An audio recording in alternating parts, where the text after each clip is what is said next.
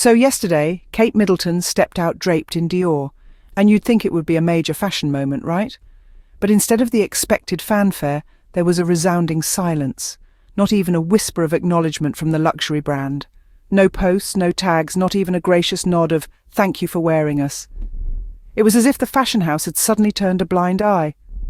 Now let's press the pause button for a moment and take a trip down memory lane. Remember Meghan Sussex? When she graced the world stage in Dior, the fashion house couldn't contain their excitement. They practically rolled out the digital red carpet, showering her with adoration and praise. They posted official photos, hailed her elegance, even dubbed her a modern icon. It was a harmonious merger of fashion royalty with actual royalty. But when it came to Kate, the narrative took a drastically different turn. Instead of a glamorous, celebrated union, it was more like Dior meets embarrassment. The stark contrast did not go unnoticed. Fans took note. Critics raised eyebrows. And the silence from Dior, it echoed louder than any applause, ringing in the ears of the fashion world. Some labelled it a snub. Others saw it as a dose of karma. But let's call a spade a spade. It was nothing short of humiliation. Imagine donning a gown from one of the world's most prestigious fashion houses, expecting a royal reception like your sister-in-law, only to be met with the cold shoulder. And the twist of the knife, the media didn't even scramble to cover it. No fashion frenzy, no Kate breaks the internet headlines. Instead, it felt like Dior had politely said, "Thanks for shopping, but we're good." The difference is as clear as day. Meghan Sussex in a Dior gown is treated as a global icon. Kate in Dior, well, she's just another customer, full stop. But for Kate, it was Dior meets embarrassment. Fans noticed, critics noticed, and the silence from Dior, it was deafening. The fashion world is always buzzing, but this time it was the absence of buzz that was making headlines. Social media was flaring with comments and speculations. The hashtag #WhySoSilentDior trended worldwide, with millions of fans questioning the brand's silence. Even the most ardent supporters of Kate started questioning Dior's unusual behaviour. Fashion critics were not far behind. They too joined the chorus of voices, asking why Dior had chosen to stay silent. A few even dared to call it the silence of the season. The general consensus was that this silence was not just a PR oversight, but a deliberate decision. But the implications of this silence were far beyond fashion. It was about recognition, respect, and the power dynamics within the fashion industry. The silence was not just about a dress, it was about the wearer of the dress. It was about the difference between being a royal by birth and a royal by marriage. Yet what was more surprising was the lack of media coverage. Usually, a royal fashion faux pas would be a media field day. But this time it was as if the media was in sync with Dior's silence. There were no headlines screaming about the snub, no op-eds analysing the implications, and no talk shows discussing the incident. The implications of Dior's silence were clear. They were saying, "We know who you are, but we also know who you are not." They were saying, "We know you can afford us, but we also know that you can't make us." They were saying, "We appreciate your business, but that's about it." As the silence grew louder and louder, it became clear that this was not just a fashion incident. It was a statement that said, "We choose who we celebrate, and today, it's not you." It felt like Dior said, "Thanks for shopping, but we're good." Meghan Sussex walks in a Dior gown, and the brand treats her like a global icon. Kate walks in Dior and gets treated like a paying customer. Full stop. This stark contrast has left many wondering, what's behind this difference in treatment? Could it be a case of brand preference, or perhaps a calculated move by Dior to align with a certain image? When it comes to the influence celebrities have on brands, the power is undeniable. A single photograph, a single post can send sales skyrocketing. And in the world of fashion, where trends are as fleeting as they are fabulous, this kind of influence is not just welcomed, it's vital. So let's consider the facts. Meghan Sussex, an accomplished actress, a philanthropist, a humanitarian, and a duchess to boot, has proven time and again to be a fashion trendsetter. Her style is modern, bold, and unapologetically her own. She's a symbol of empowerment, a beacon of individuality. Kate, on the other hand, while equally accomplished and a duchess in her own right, is seen as more traditional. Her style is elegant, timeless, but perhaps less daring. She represents the classic, the quintessential, the royal standard.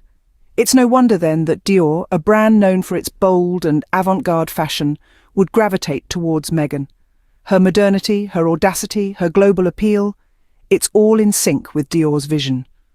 On the flip side, Kate's more conservative style may not align with the brand's aesthetic, and while her elegance is unquestionable, it may not be what Dior seeks in a brand ambassador. This isn't to say that one is superior to the other. Rather, it's a testament to the power of personal style and the influence it has on the world of fashion. It's a call for everyone to embrace their individuality, to wear their style with pride, and to remember that fashion is as much about self-expression as it is about looking good. In the end, it's clear that Meghan has carved a niche for herself in the fashion world that resonates with Dior. And clearly, Meghan has that magic. Kate doesn't. So next time Kate tries to walk in Meghan's designer shoes, maybe, just maybe, she'll remember not everyone gets the Dior welcome. This incident, seemingly small and inconsequential in the grand scheme of things, could potentially have large ripple effects. It may very well change the dynamics of Kate's relationship with Dior, and perhaps even other luxury fashion houses. After all, in an industry that thrives on visibility and prestige, being overlooked in such a manner could lead to a chilling effect. Kate could potentially interpret this incident as a sign to re-evaluate her approach to fashion. It's one thing to wear a brand, it's another to embody it, to become a part of its narrative. Maybe she needs to find brands that align more closely with her personal brand, brands that would appreciate her patronage and celebrate it rather than ignore it. This could also serve as a wake-up call for her to cultivate her own unique fashion identity, separate from Meghan's. Instead of trying to emulate her sister-in-law, she could focus on carving out her own niche in the fashion world, one that is distinctly Kate. After all, authenticity always resonates more powerfully than imitation. The lessons here are clear. Not all brands are created equal, and not all endorsements are treated equally. It's a reminder that in the world of fashion, it's not just about what you wear, but also who you are and how you are perceived. To be fair, this is not to say that Kate doesn't have her own fashion influence. She does. But perhaps the way she wields that influence needs to be re-evaluated, recalibrated. She needs to find her own path, her own voice, in the cacophonous symphony of fashion influencers. So the aftermath of this incident might not be as disastrous as it seems. It could be a turning point, a catalyst for change, a chance for Kate to redefine her fashion narrative. But one thing's for sure, she didn't just wear Dior. She wore rejection. She wore humiliation. What do you think? Was Dior sending a message? It's a question that begs an answer. Was it a calculated snub or a simple oversight? Was it a statement of allegiance or a mere blunder? The fashion world may be fickle, but it never forgets. And the silence from Dior was nothing short of memorable. This isn't just about a dress. It's about the story behind the dress. It's about a woman who expected to be lauded and was instead left in the shadows. It's about a royal who stepped out in Dior and was treated like any other customer. It's about the stark contrast between how two women in the same family were received by the same brand. It's about the power of fashion to convey messages and make statements, even in silence.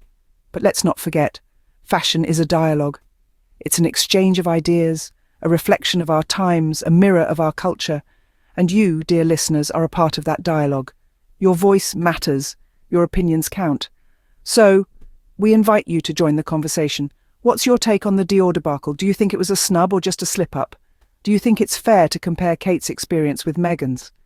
Do you think fashion houses have a responsibility to treat all their clients equally, regardless of their status or fame? We're eager to hear your thoughts. So feel free to light up the comments section with your opinions, insights, and observations. Let's make this a lively, respectful, and enlightening discussion. And while you're at it, why not engage with the video as well? If you liked it, give it a thumbs up.